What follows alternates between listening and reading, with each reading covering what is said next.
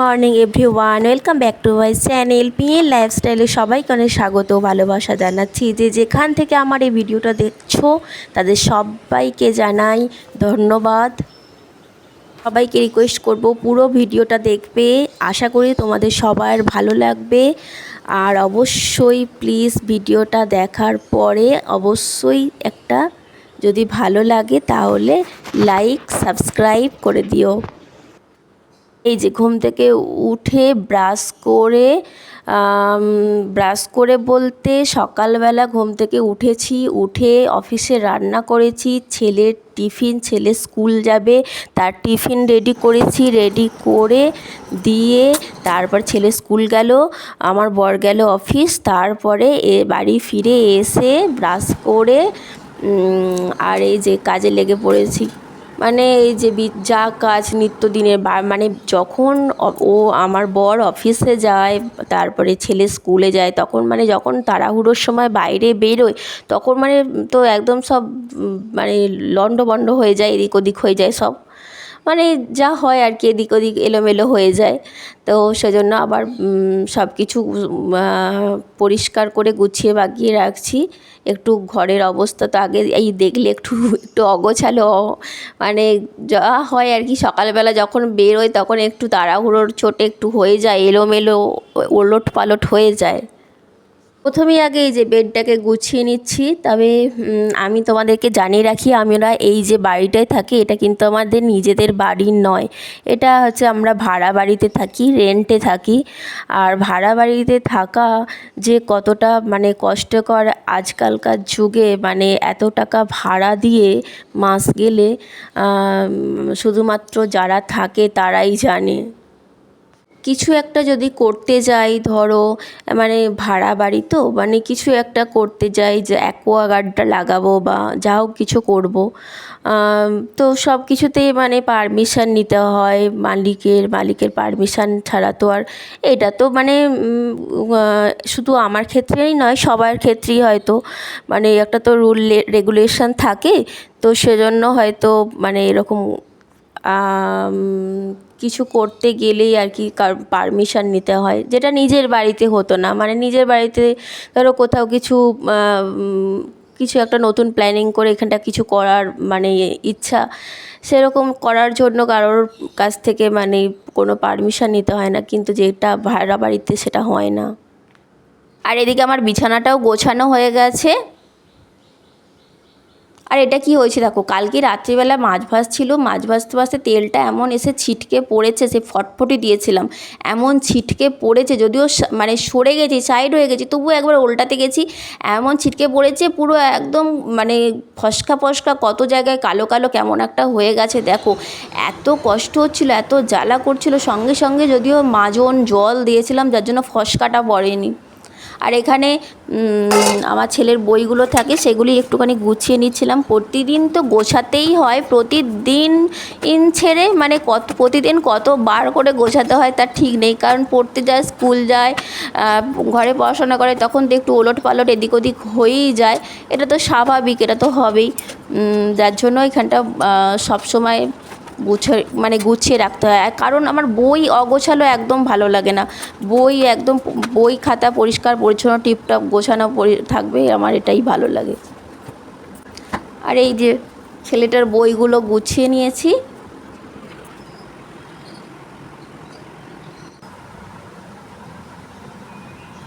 আর কি রান্না হয়েছে দেখিয়ে দিচ্ছি আজকে, কারণ সকালবেলা তাড়াহুড়ো করে রান্নার রেসিপিগুলো দেখানো হয় না, শুধু কি রান্না হয়েছে দেখিয়ে দিচ্ছি। ভাত, এই যে ভাত, এদিকে মাছের ঝালটা রয়েছে, ওটা দেখানো হলো না, এদিকে হচ্ছে বটবটি দিয়ে আলু দিয়ে ঝাল হয়েছে, আর আম দিয়ে টকের ডাল হয়েছে। আম দিয়ে টকের ডালটা তো এটা তো সবারই প্রিয়, আর বিশেষ করে এই গরমে, আর খাওয়াও ভীষণ ভালো, হেলদি।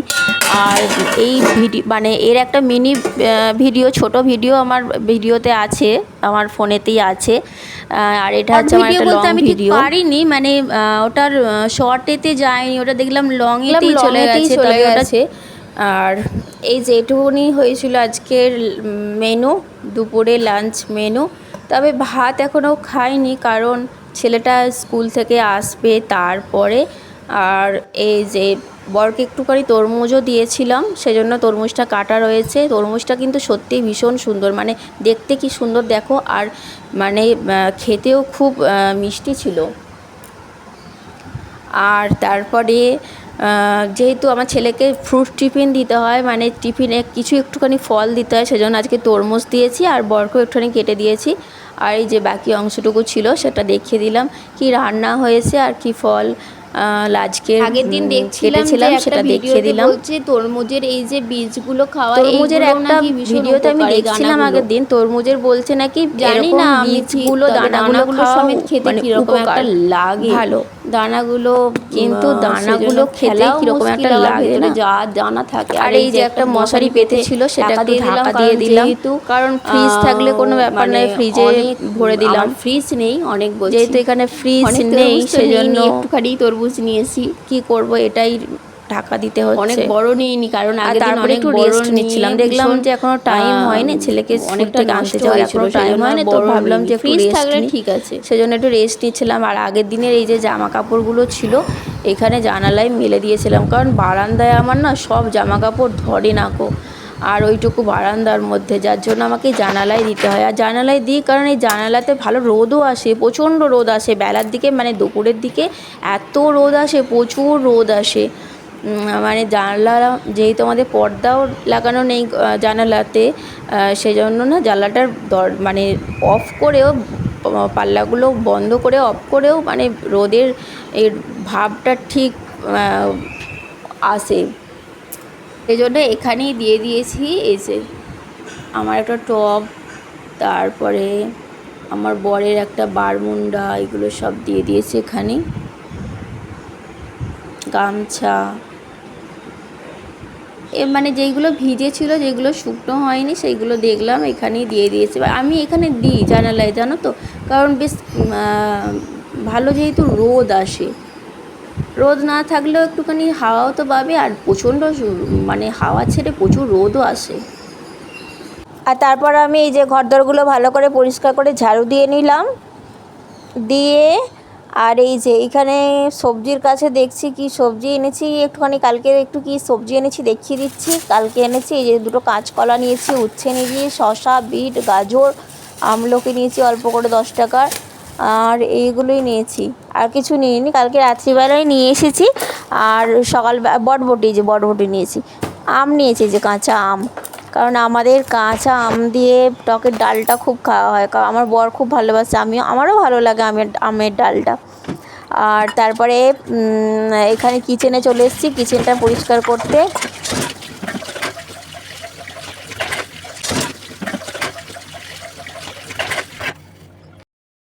কিচেনটা এখানে যেহেতু চিমনি নেই সেজন্য ভীষণ তেল ছিটি পড়ে, এই ফিল্টারটা, জল ফিল্টারটার উপরেও পড়ে। এগুলো আমি মাঝে মাঝে করি, স্কচ ব্রাইট দিয়ে, সাবান দিয়ে একটুখানি ঘষে দিই, পরিষ্কার হয়ে যায়, ধুয়ে দিই।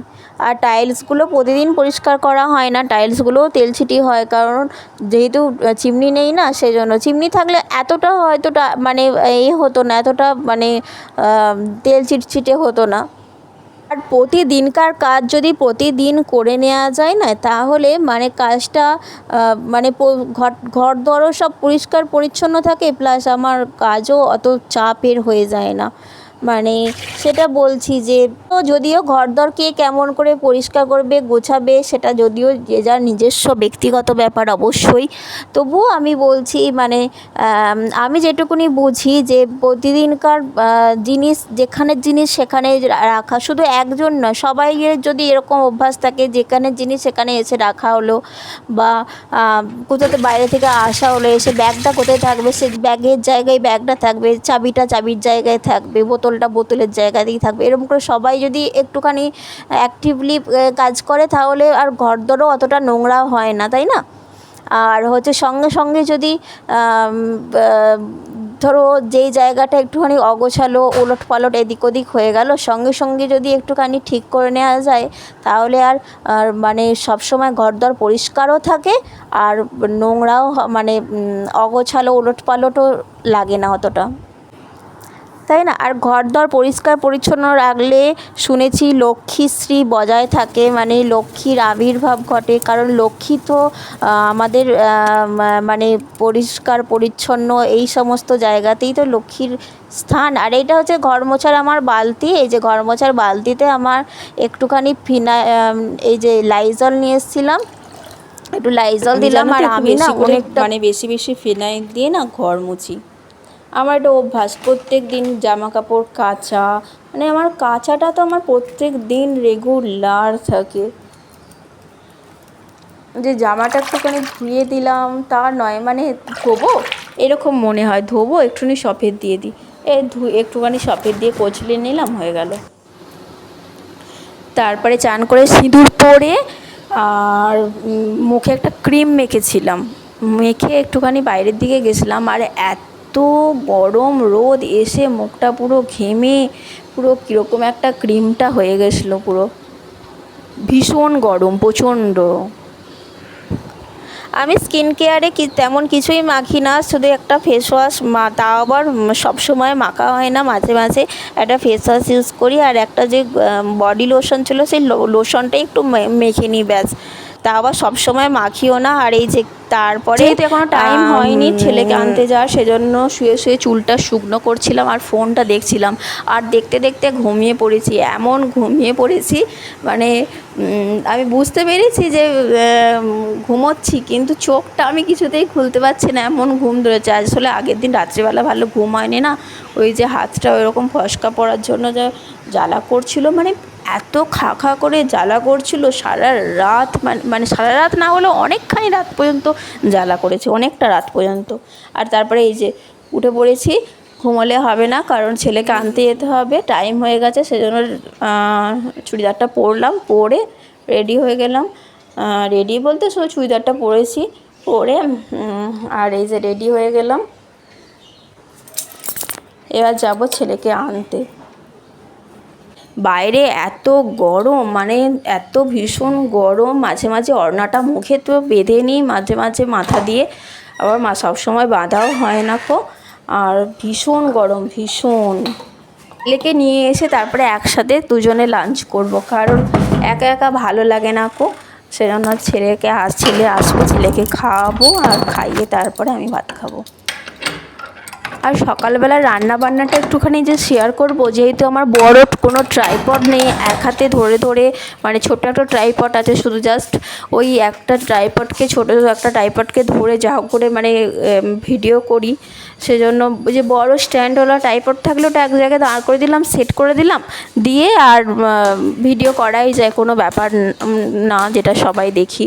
কিন্তু ওরকম তো ট্রাইপড নেই, যার জন্য আমার অসুবিধা হয়। আর সকালবেলাটা এত তাড়াহুড়ো থাকে, অফিসের রান্না, ছেলে বেরোবে, বর বেরোবে, সব মানে জোগাড় করা, ওদেরকে ভরে দেওয়া, কি খাবে। আর এটা একদম বিকালবেলা ব্যবস্থাটা করি, সন্ধ্যাবেলা এসে একটু মুড়ি খাবে সবাই, সেই মুড়ি খাওয়ার ব্যবস্থাটা করবে। চলো দেখতে থাকো।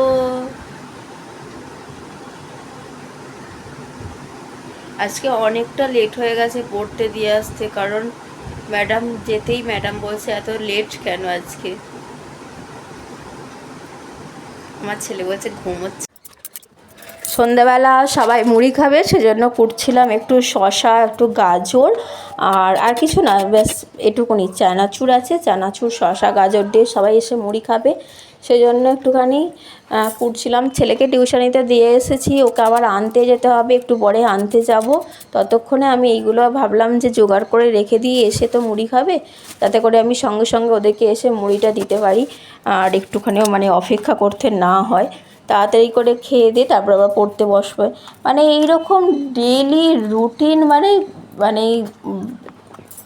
মানে রেস্ট বলে যেন কোনো জিনিস নেই, মানে একটার পর একটা মানে ঘড়ির কাঁটার সাথে সাথে যেন ছুটতে হচ্ছে নিজেদেরকেও।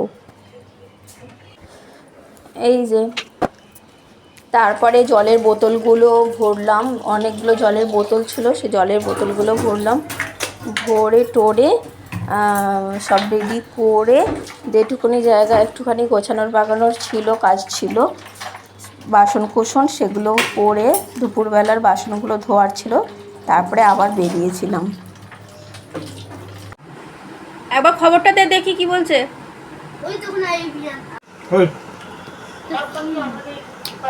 সকলের যোগাযোগ থাকবে, মনিটরিংও চলবে। এই নিয়ে চিন্তা করার কোনো ব্যাপার এখন হয়নি, প্যানিকই করার কোনো কারণ নেই।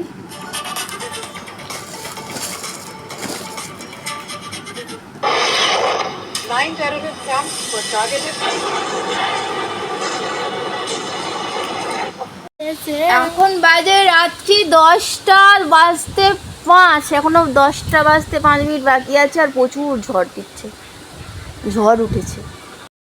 তারপর কি আবার সেই যে রান্না যা হয়েছিল সেই রান্নাগুলি ছিল সেগুলো নিয়ে ডিনারে বসে গেলাম।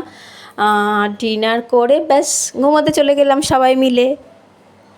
ব্যাস এইটুকুন আমার ভিডিওটা আজকে এইটুকুনি। সবাই ভালো থেকো, সুস্থ থেকো। যে যেখান থেকে আমার আজকে ভিডিওটা দেখলে তাদের সবাইকে আমি জানাই ধন্যবাদ। আর প্লিজ ভিডিওটা যদি তোমাদের ভালো লাগে তাহলে লাইক করে দিও, একটা সাবস্ক্রাইব করে দিও, শেয়ার করো, অবশ্যই সাবস্ক্রাইব করে দিও। ওকে টাটা বাই বাই। আবার কালকে হাজির হয়ে যাবো একটা নতুন ভিডিও নিয়ে। ততক্ষণ সবাই ভালো থেকো, সুস্থ থেকো। আর অবশ্যই প্রত্যেক দিন আমার ভিডিও দেখবে, লাইক করবে, সাবস্ক্রাইব করবে, আগেই তো বলে দিলাম। ওকে টাটা।